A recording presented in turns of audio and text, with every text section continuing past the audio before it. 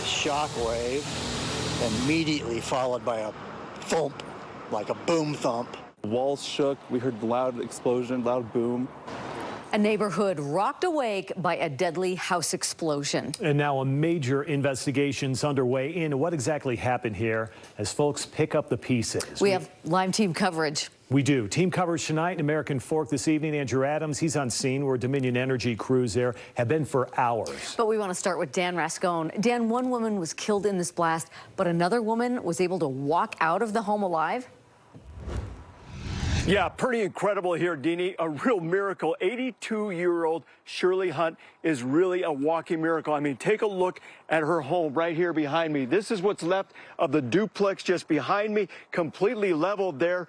One woman lived on one side, Shirley lived on the other side there. This home going up in flames and the big explosion happening early this morning.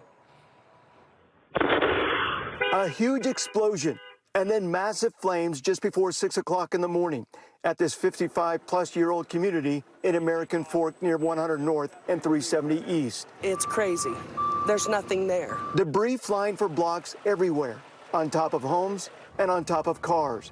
The force of the blast even blew out windows. And then suddenly, in the midst of the flames and debris, out walks 82-year-old Shirley Hunt, who you see here in the dark sunglasses, still breathing and completely alive and well. Disoriented, pajamas and socks, insulation all over her hair. The Hopkinsons, who live across the street, immediately took her in. The only thing Shirley said? My house blew up, and she was worried especially about her temple recommend. No one could believe she was alive. I really don't know how she could have survived. Either do firefighters. I honestly do not know how anyone survived what we are seeing here. It's a miracle.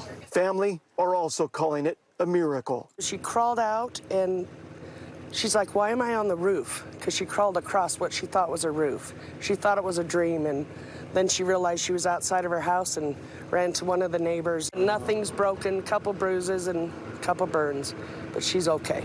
She's a fighter. Unfortunately, the woman who lives next to Shirley did not survive the blast. Talk to her quite often, and very nice lady. I'm heartbroken over it. It's awful.